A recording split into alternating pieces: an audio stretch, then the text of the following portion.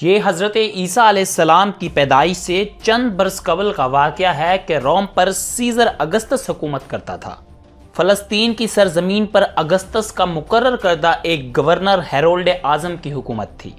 ان دنوں فلسطین کی سرزمین تجارتی اور زرعی اعتبار سے بہت اہم سمجھی جاتی اور یہ روم کی سلطنت کو بہت زیادہ پیسہ کما کر دیتی۔ اس لیے یہاں کا گورنر ہیرولڈ اعظم روم کے سیزر کا بہت چہیتا تھا۔ اس کے علاوہ ہیکل سلیمانی کی تعمیر نو کی وجہ سے ہیرولڈ اعظم یروشلم کی عوام یعنی یہودیوں میں بہت زیادہ مقبول تھا۔ ہیرولڈ کے استبل کے ایک ملازم کی بیٹی کا نام ہیروڈیس تھا۔ ایک غریب گھرانے سے تعلق رکھنے کے باوجود وہ اپنے حسن میں یکتا تھی۔ جیسے ہی ہیروڈیس نے جوانی میں قدم رکھا، سارے یروشلم کی نگاہوں کا مرکز بن گئی۔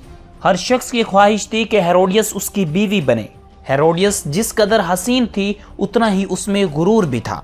اس کے مطابق اس کا حسن محلوں کی رانی بننے کا تھا۔ ہیروڈیس کا رانی بننے کا خواب آہستہ آہستہ جنون میں بدلنے لگا۔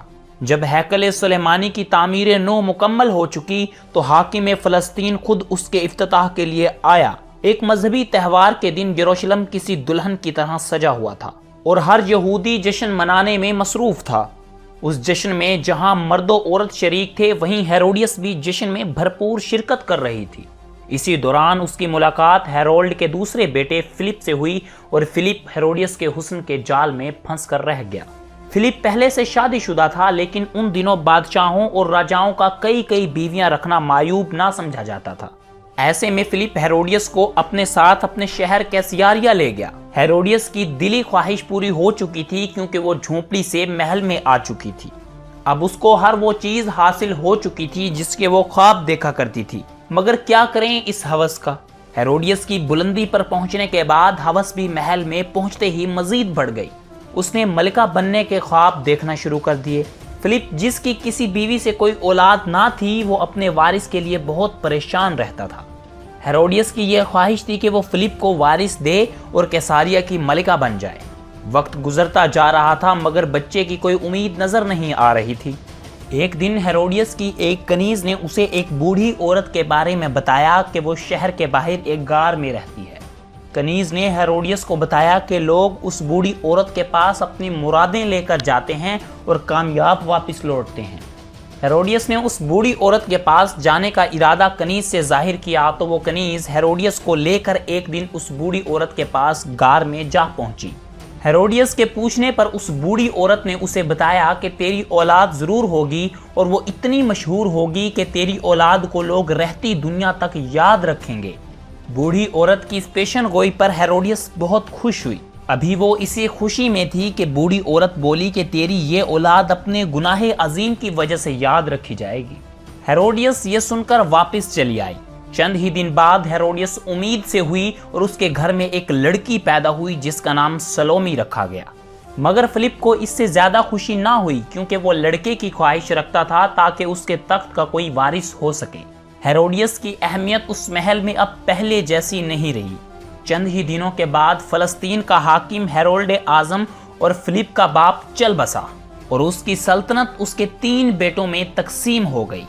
فلسطین کی تقسیم میں سے چھوٹا حصہ فلپ کے حصے میں آیا اور سب سے زیادہ آمدنی والا حصہ جو فلپ کے چھوٹے بھائی اینٹی پاس کے حصے میں آیا۔ ہیروڈیس اور اینٹی پاس کی پہلی ملاقات ہیرولڈ اعظم کی تدفین کے موقع پر ہی ہوئی۔ اینٹی پاس ایک نوجوان اور مضبوط جسم کا مالک شخص تھا۔ وہ پہلی ہی نظر میں ہیروڈیس کے عشق میں مبتلا ہو گیا۔ یہ ہیروڈیس کی ادائیں ہی تھی جس نے اینٹی پاس کو اس کا دیوانہ بنا دیا۔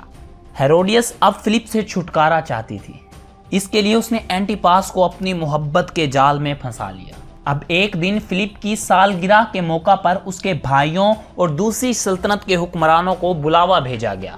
اینٹی پاس جیسے اسی موقع کی تلاش میں ہی تھا، وہ ہیروڈیس کی محبت میں کھنچا چلا آیا۔ ہیروڈیس نے بڑی چالاکی سے اپنی اداؤں کا جادو دکھا کر اینٹی پاس سے وعدہ لے لیا کہ وہ اسے اپنی ملکہ عالیہ بنائے گا۔ ایک دن دونوں موقع دیکھ کر وہاں سے بھاگ نکلے۔ اس بات پر فلپ اور اینٹی پاس کے درمیان کئی جنگیں ہوئیں۔ بعد میں رومن حکومت کی مداخلت پر دونوں میں صلح ہو گئی۔ اینٹی پاس کے کچھ علاقے فلپ کو دے دیے گئے اور ہیروڈیس کو اینٹی پاس کے حوالے ہی کر دیا گیا۔ ان دنوں حضرت زکریا علیہ السلام کے بیٹے حضرت یحییٰ علیہ السلام یروشلم کے لوگوں میں تبلیغ فرمایا کرتے تھے۔ آپ علیہ السلام کا انداز گفتگو نہایت شیریں اور نرم ہوتا تھا۔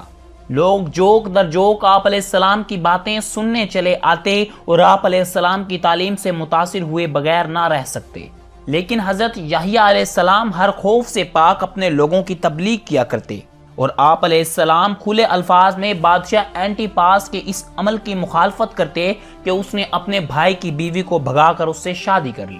بادشاہ اینٹی پاس نے تو اس جانب کوئی توجہ نہ دی، مگر ہیروڈیس جو کہ سلطنت کی ملکہ تھی نے آپ کو گرفتار کرنے کا حکم دے دیا اور آپ علیہ السلام کو اپنے باغ کی سیرابی کے کام پر لگا دیا۔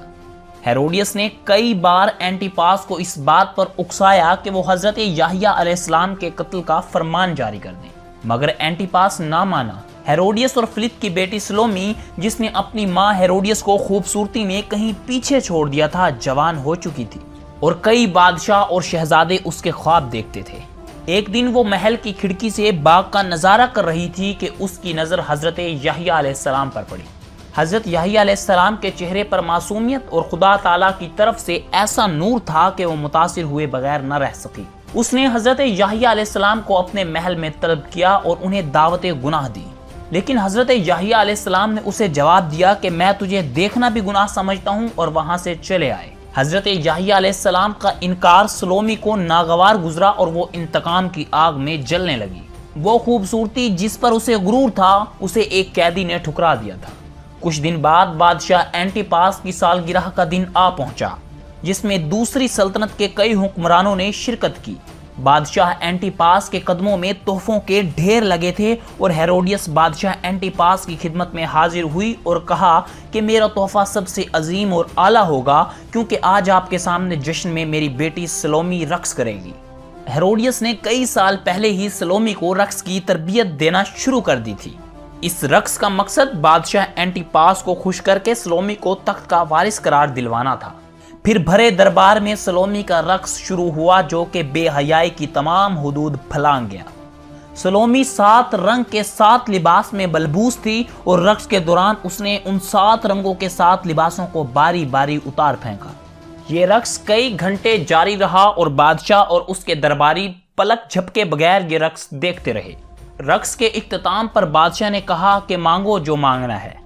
بدبخت سلومی نے بادشاہ سے حضرت یحییٰ علیہ السلام کے قتل کی خواہش ظاہر کی۔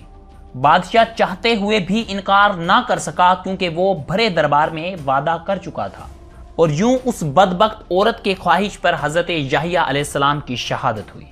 ناظرین، اس کے کچھ ہی دن بعد روم کا سیزر ٹائبیریس اینٹی پاس سے ناراض ہو گیا اور اس نے اینٹی پاس کے بھتیجے اگریپا کو اس کی سلطنت پر چڑھائی کا حکم دے دیا۔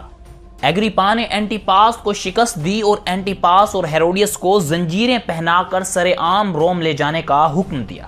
جب ہتکڑیوں میں جکڑے میاں بیوی شہر کی گلیوں میں سے گزر رہے تھے تو ان کے ستائے ہوئے لوگ انہیں پتھر مار رہے تھے، اور پھر شہنشاہ روم نے ان دونوں مجرموں کو سپین کے ایک صحرا میں پھینکوا دیا، جہاں بھوک اور پیاس سے دونوں کی موت ہو گئی۔ سلومی کی باقی زندگی اگریپا کے بھتیجے ارسطوبلس کی غلام بن کر گزری۔ یہ اس ملکہ کے غرور کی کہانی ہے جس نے اپنی ساری زندگی ہوس کی طلب میں گزار دی۔ دوستوں، مجھے پورا یقین ہے کہ آپ کو آج کی ویڈیو بھی پسند آئی ہوگی۔ مزید ویڈیوز کے لیے چینل ضرور سبسکرائب کیجیے گا۔ شکریہ۔